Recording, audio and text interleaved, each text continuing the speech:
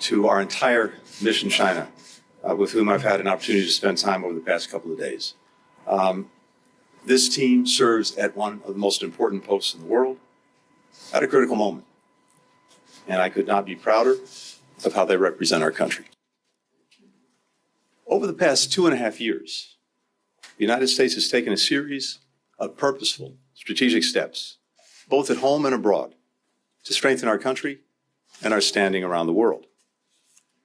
We've made historic investments in our infrastructure, technology, industrial capacity, competitiveness. We've deepened our engagement and alignment with allies and partners around the world in ways that would have been unimaginable a few years ago. That's the backdrop for the relationship between the United States and the People's Republic of China, one of the most consequential in the world. Both the United States and China have an obligation to manage this relationship responsibly.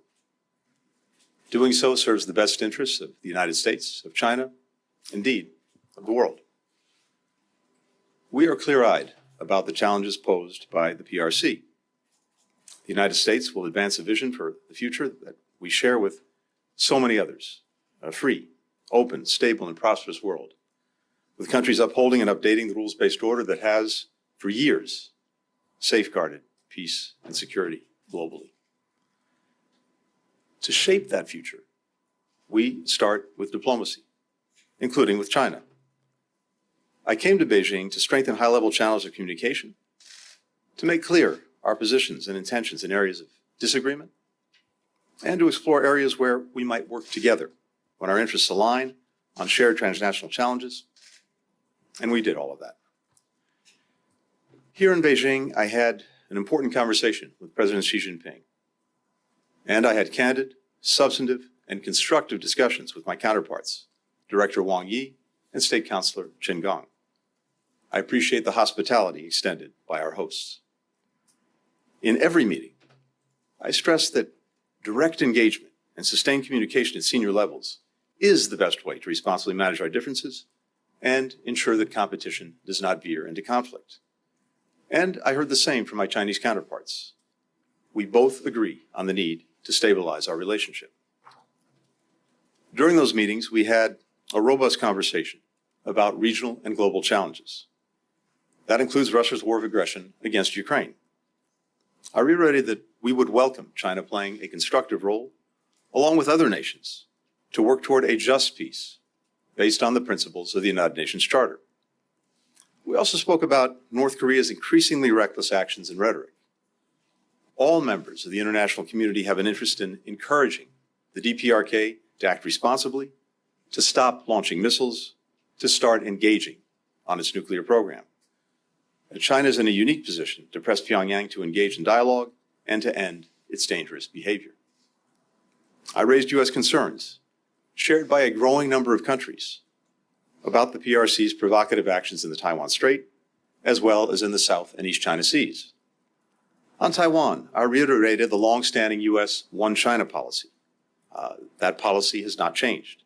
It's guided by the Taiwan Relations Act, the 3 joint communiques, the 6 assurances. We do not support Taiwan independence. We remain opposed to any unilateral changes to the status quo by either side. We continue to expect the peaceful resolution of cross-strait differences. We remain committed to meeting our responsibilities under the Taiwan Relations Act, including making sure that Taiwan has the ability to defend itself. We also spoke about a range of bilateral issues, including continuing to develop principles to guide our relationship, as discussed by President Biden and President Xi in Bali late last year. We exchanged views on our respective economic policies, including our concerns about China's unfair treatment of U.S. companies.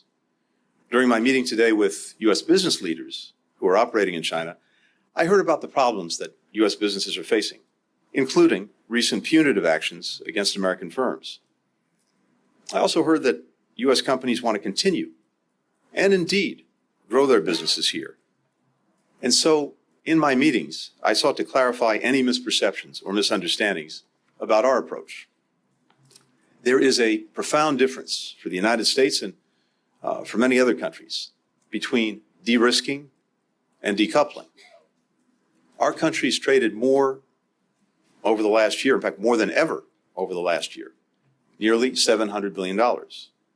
Healthy and robust economic engagement benefits both the United States and China. And as Secretary Yellen testified before Congress last week, it would be, as she put it, disastrous for us to decouple and stop all trade and investment with China. We are for de-risking and diversifying. That means investing in our own capacities and in secure, resilient supply chains, pushing for level playing fields for our workers and our companies, defending against harmful trade practices, and protecting our critical technologies so that they aren't used against us.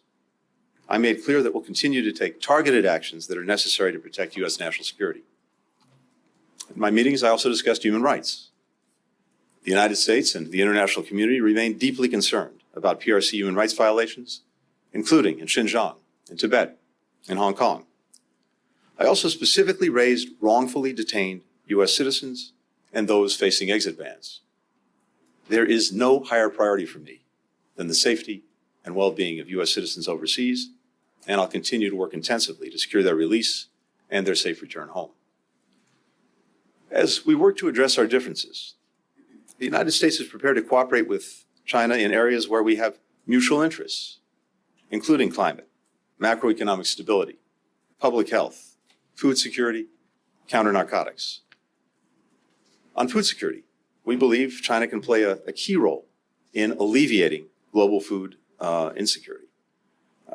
I underscore the importance of supporting a long-term expansion of the Black Sea Grain Initiative, which has facilitated the export of almost 32 million tons of grain from Ukraine, with approximately 18 million tons going to developing countries.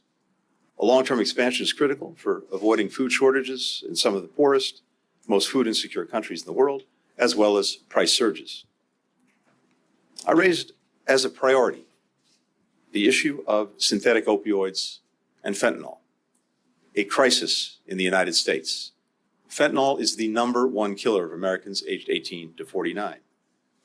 I made clear that we need much greater cooperation to address this critical issue. We agreed to explore setting up a working group or joint effort so that we can shut off the flow of precursor chemicals, which help fuel this crisis and a growing number of deaths. Finally, we discussed the importance of strengthening people-to-people exchanges between students, scholars, business travelers. That benefits our citizens, our economies, and our relationship. Today, I had an opportunity to meet with an impressive group of alumni from those exchange programs. In my meetings, we discussed enhancing educational exchanges, and we committed to work to increase direct flights between our countries. To continue dialogue on these and other important issues, I would expect additional visits by senior U.S. officials to China over the coming weeks. And we welcome further visits by Chinese officials to the United States. To that end, I invited State Counselor and Foreign Minister Qin Gang to visit Washington, and he agreed to come at a mutually suitable time. A little later this evening, I leave for London to attend the Ukraine Recovery Conference, and I'll also have an opportunity there to brief allies and partners on this visit and to continue to strengthen our alignment. We have no illusions about the challenges of managing this relationship. There are many issues on which we profoundly, even vehemently, disagree. We will always take the best course of action to advance the interests of the American people. But the United States has a long history of successfully managing complicated, consequential relationships through diplomacy. It's the responsibility of both countries to find a path forward, and it's in both our interests and the interests of the world that we do so. We'll take a few questions. The first question goes to Ian Marlowe with Bloomberg. Thank you, Secretary. China has accused the U.S. of economic containment over the Biden administration's efforts to limit Beijing's access to key technology, including semiconductors, as you mentioned. Are you worried that the future U.S. moves in that area will derail the current efforts to stabilize ties with China and might force the Chinese to take retaliatory measures, perhaps in other areas of the relationship?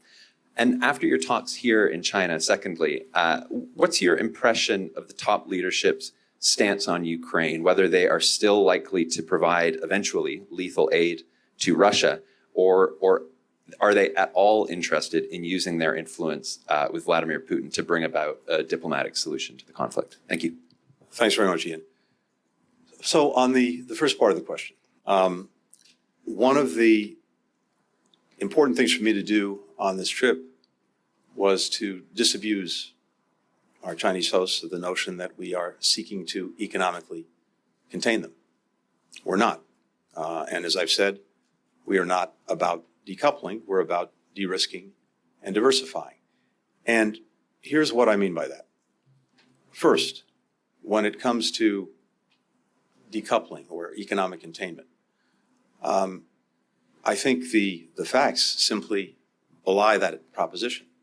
As I mentioned, our trade relationship reached the highest number that it's ever hit last year, about $700 billion in trade. American foreign direct investment in China has reached levels that we haven't seen since 2014. Parenthetically, we've got about 300,000 Chinese students studying in the United States. We have many American companies that I met with, or at least their representatives here, including the Chamber of Commerce, that continue to be very interested to do business here. And it's profoundly in our interest. I also noted to our hosts that China's broad economic success is also in our interest. We have done a remarkable job rebounding from COVID and having a growing economy, very low unemployment, tremendous investments in our future. But we also benefit tremendously when there is growth and progress in other countries, especially one of the world's largest economies when it comes to China. So it simply would not be in our interest to seek to decouple. And as I mentioned, and as you heard Secretary Yellen say to Congress just a few days ago, in fact, it would be disastrous.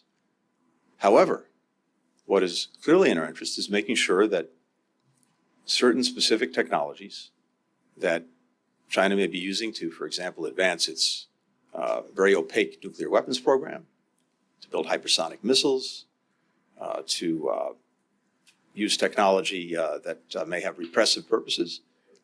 It's not in our interest to provide that technology to China.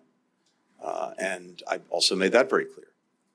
So the actions that we're taking, that we've already taken, and as necessary that we'll continue to take, are narrowly focused, carefully tailored to advance and protect our national security. And I think that's a very important distinction. Now, we're also not the only ones doing that. In fact, the phrase of the day, de-risk, not decouple, was actually put forward by the President of the European Commission, Ursula von der Leyen. And it reflects very well the approach that many countries are taking, both because of the importance of sustaining economic relations, trade and investment with China, but also because of concerns about some of the things that China is doing with the technology that's getting to them.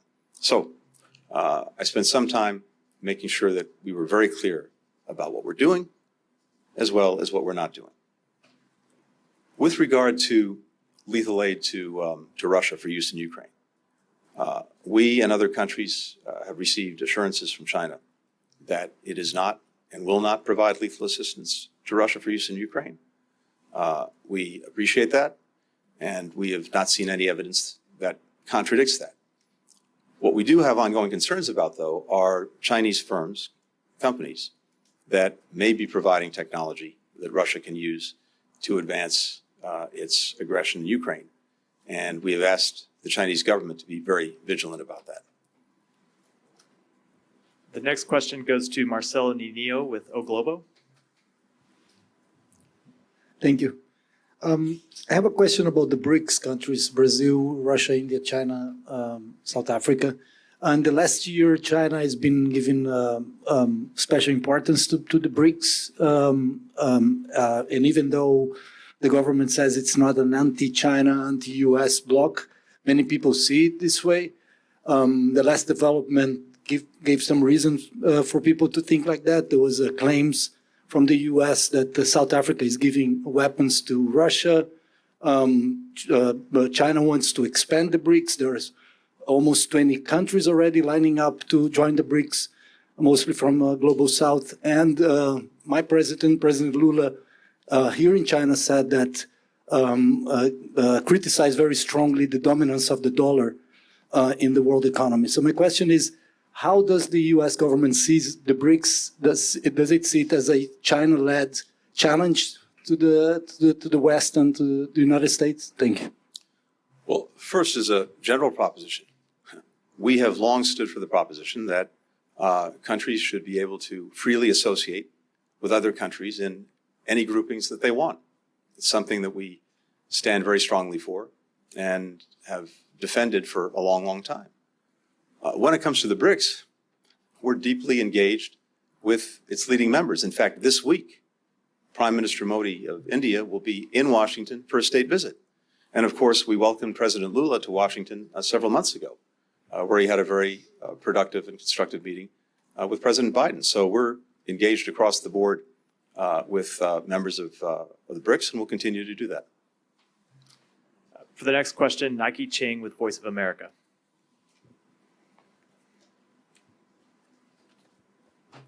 Good evening, Mr. Secretary. Good evening. I hope you make more news from this news conference. On Taiwan, how was Taiwan discussed in your 35-minute meeting with Chinese President Xi Jinping? U.S. officials have said a military conflict in the Taiwan Strait will be, quote, a global concern. Taiwan will have a presidential election in 2024. Should a democratic election be a pretext to any military escalation in the Taiwan Strait? How do you respond to China's position that Taiwan is an internal issue that is not an American concern, and upon which there is no room for compromise? Thank you. 谢谢. Thank you. From the very beginning of our normalization of relations with China, going back to the 3 communiques many years ago, fundamental to us in that is the understanding that any differences regarding Taiwan will be resolved peacefully.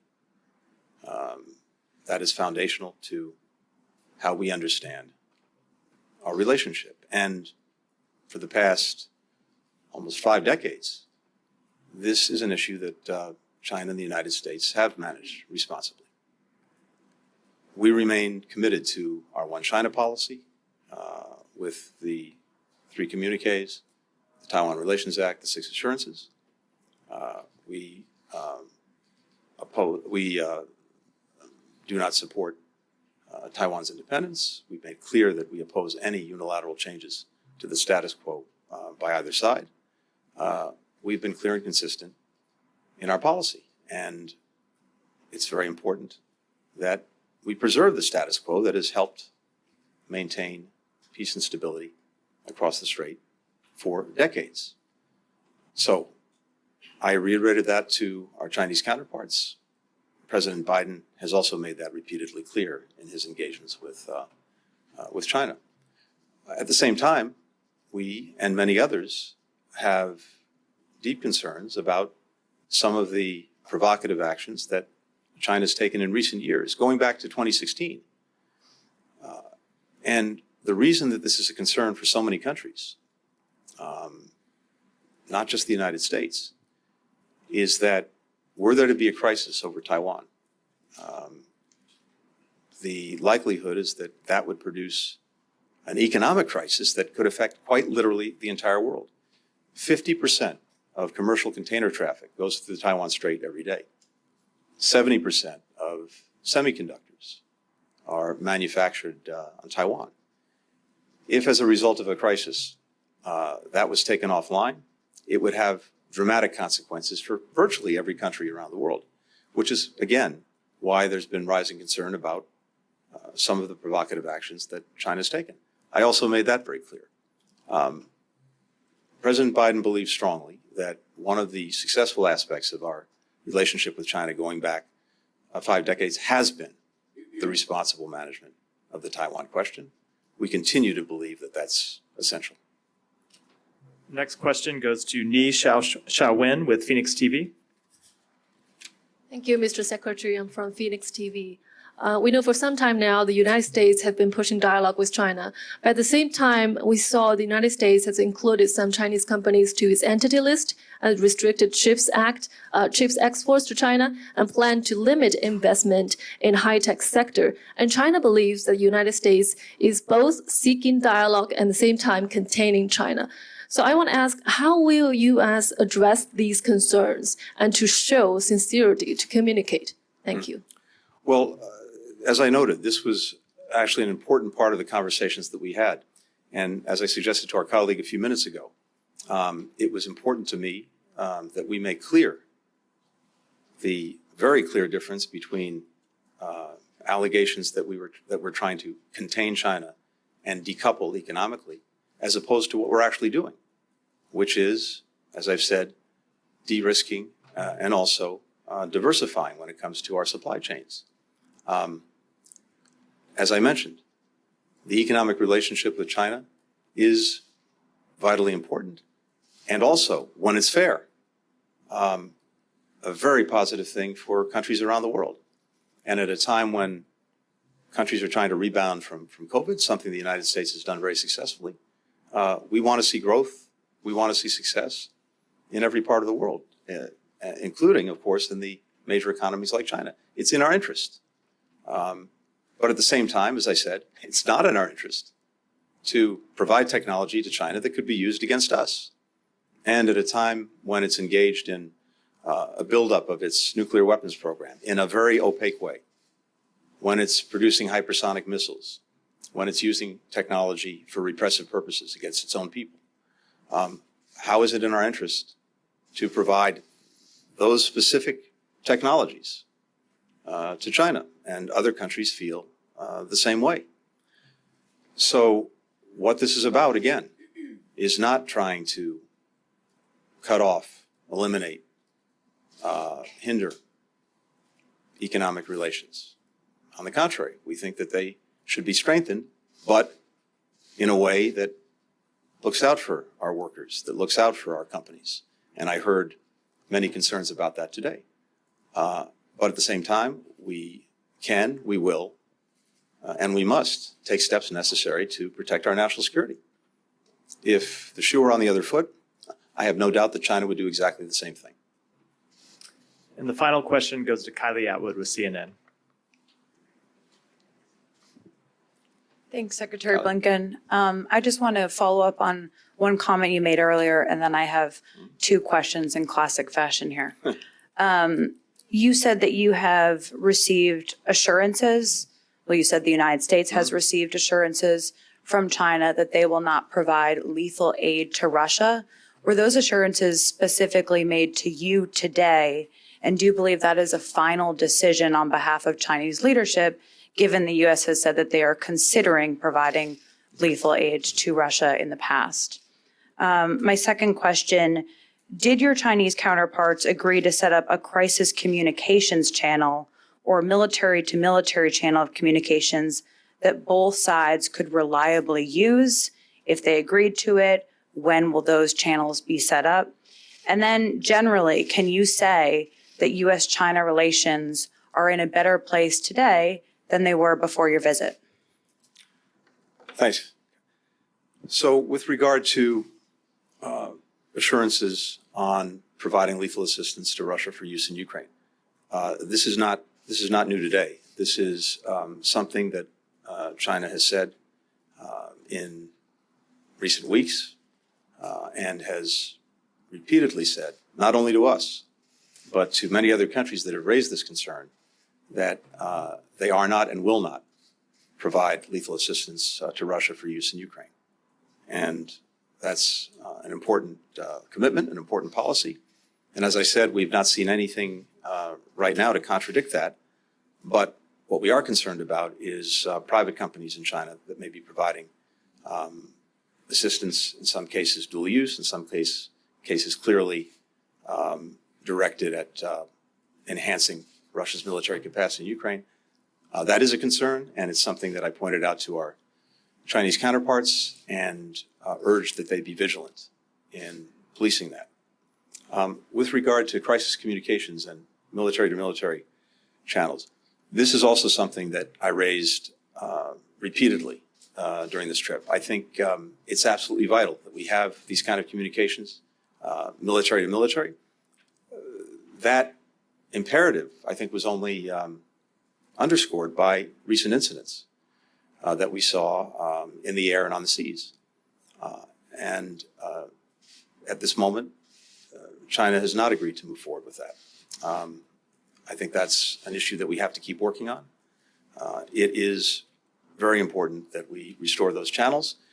If we agree that we have a responsibility to manage this relationship responsibly, if we agree that it's in our mutual interest to make sure that the competitive aspects of the relationship don't veer into conflict, then surely we can agree and see the need for making sure that the channels of communication that we've both said are necessary to do that include military to military channels. So this is something that we're going to keep working on.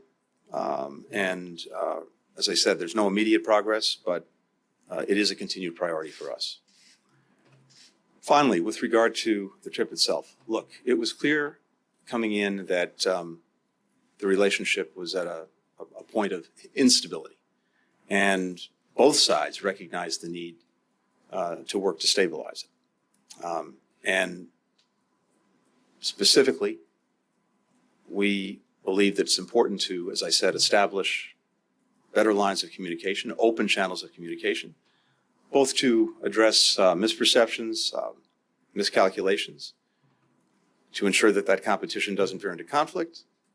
And we were able, not only today and yesterday, to move back to those kinds of communications, but also I think we can anticipate in the weeks ahead visits by other senior officials, Chinese officials coming to the United States for that purpose.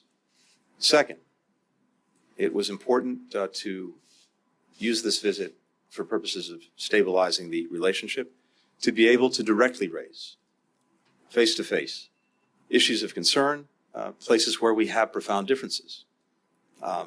Those disagreements are pretty well known. They're bilateral challenges, they're global issues, regional security issues, values, human rights. And we did, in great detail and at some length, raise them, discuss them, and that is also beneficial to make sure that we have clarity between us on these differences, clarity on intent. Finally, this was an opportunity to explore areas where we might cooperate in the interests of our own people, in the interests of people around the world, on climate, on global economic stability, on global health, on fentanyl, as I mentioned, on exchanges actually between our people. So I think in terms of those objectives that we set for this trip, establishing open communications channels, directly raising issues of concern, exploring cooperation in places where it's in our mutual interest to do so. We did all of that on this trip, but progress is hard. It takes time, and it's not the product of one visit, one trip, one conversation. My hope and expectation is we will have better communications, better engagement going forward. That's certainly not going to solve every problem between us, far from it. But it is critical to doing what we both agree is necessary, and that is responsibly managing the relationship. It's in the interest of the United States to do that. It's in the interest of China to do that. It's in the interest of the world. And I think we took a positive step in that direction over the last 2 days. Thank you. Thank you.